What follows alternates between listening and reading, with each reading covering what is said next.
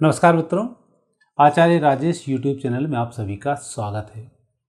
आज मैं आपसे बात करूंगा वाहन की, क्योंकि देखा है वाहन आजकल तो बहुत सारे कलर्स के आने शुरू हो गए हैं। आपको कौन सा कलर लाभ देगा, कौन सा नहीं देगा। लोग वीआईपी नंबर्स भी रहते हैं, उसमें भी देखना चाहिए।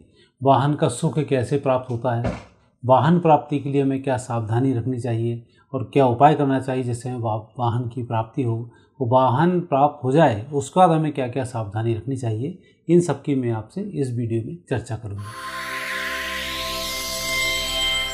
सबसे पहले हम आपसे बात करते हैं वाहन प्राप्ति के योग।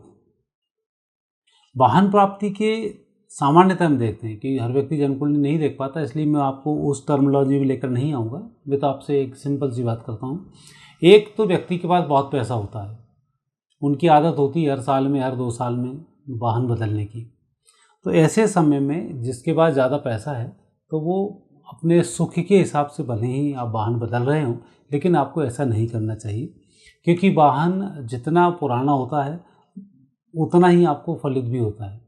कई आपने बड़े बड़े उद्योगपति हैं, कुछ उद्योगपति के बारे में आपने सुना भी होगा, जिनके पुराने लेमरेटा से चलते थे, आज भी लेमरेटा उनके शोरूम में, और आज करोड़ों लाखों करोड़ों के आसामी भी हैं।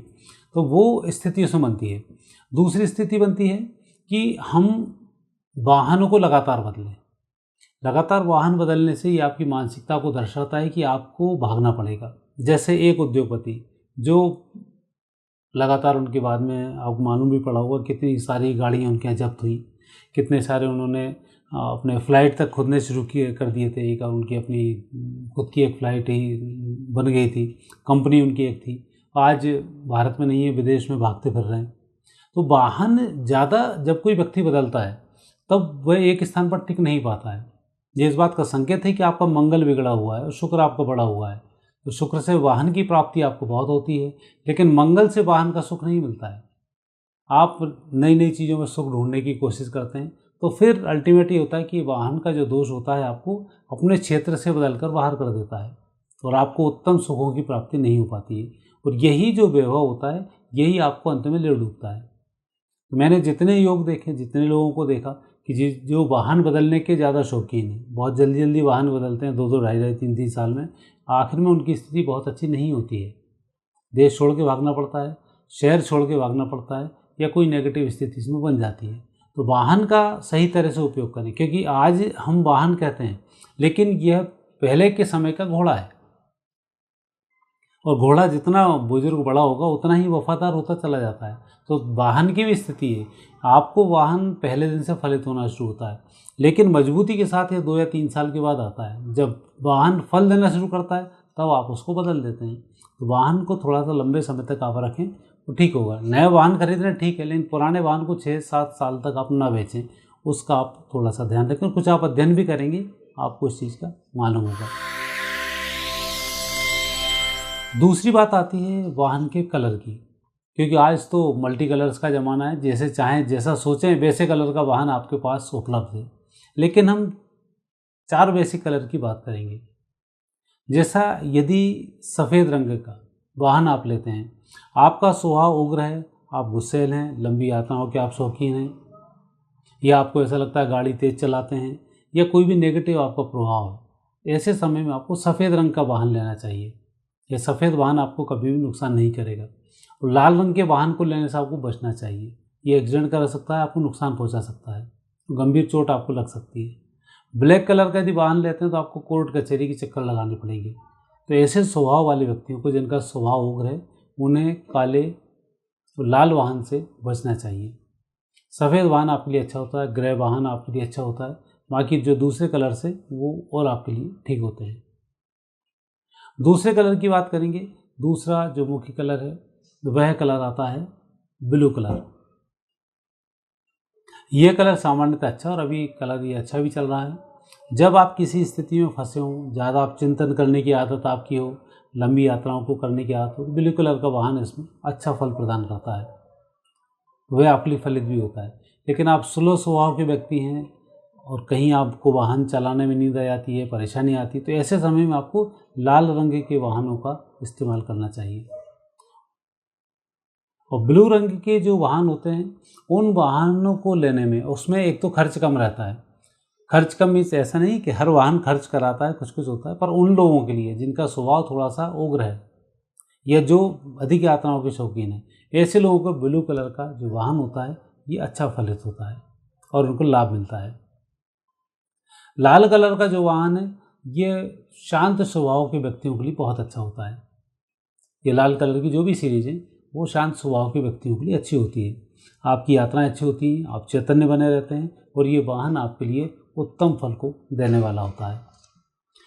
ब्लैक कलर का जो वाहन है, ब्लैक कलर के वाहन ऐसे व्यक्तियों को अच्छे होते हैं जो दिन में यात्राएं अधिक करते हैं।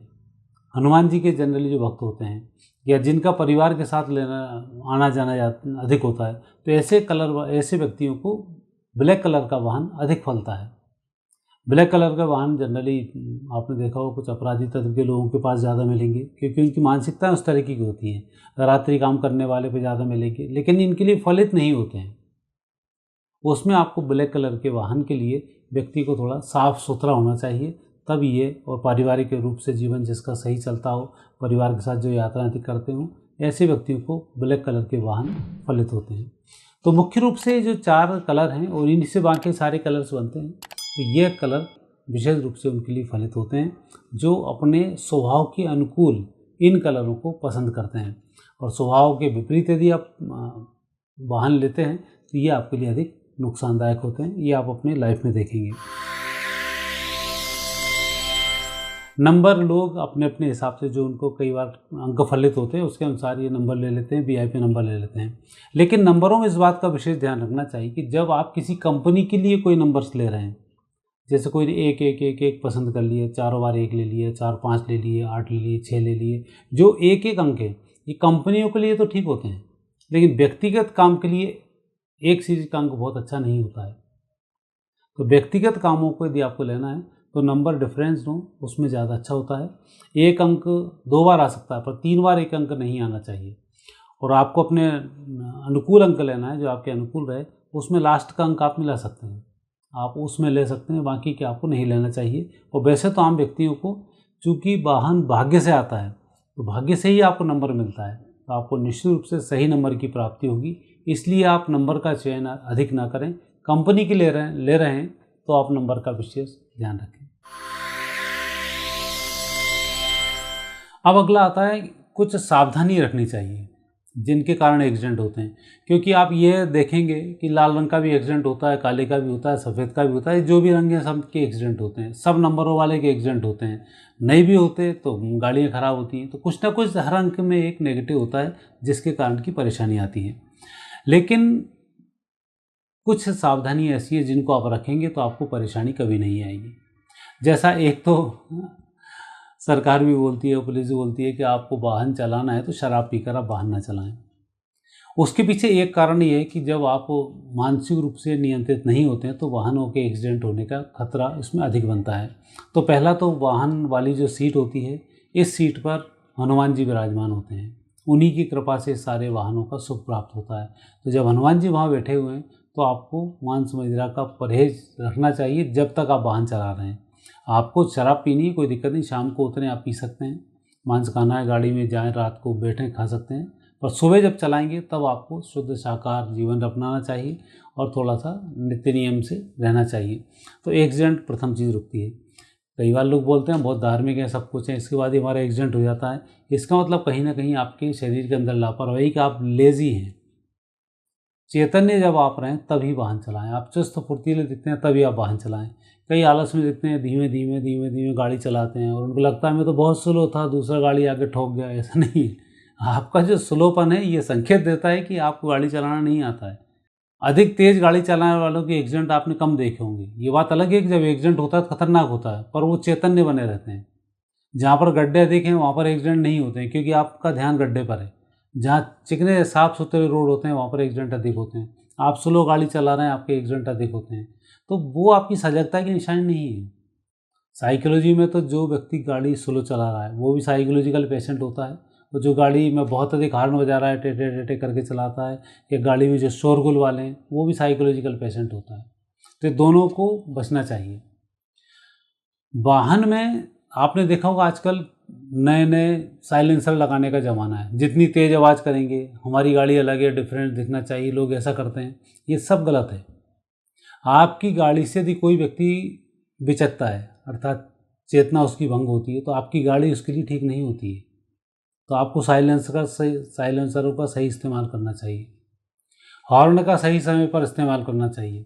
ऐसा नहीं है कि आगे जाम लगा हुआ है और हॉर्न पे हॉर्न लगाए जा रहे हैं। ये भी संकेत है कि आपकी चेतना बहुत अच्छी नहीं है और आप कभी ना कभी एक्सीडेंट इसमें जरूर खाएंगे।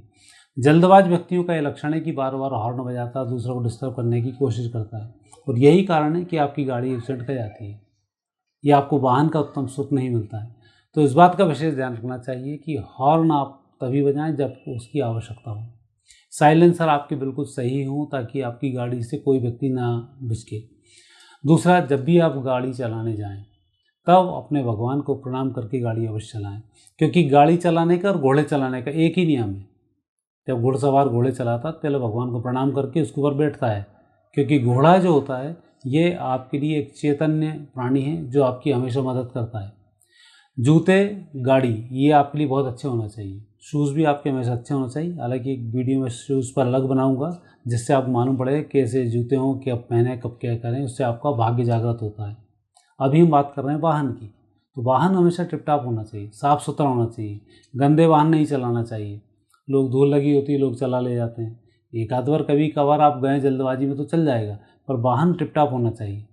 ये आपकी चेतना को बलवती बनाता है। और वाहन सुख उसी व्यक्ति को मिलता है जिसका वाहन साफ़ सुथरा होता है।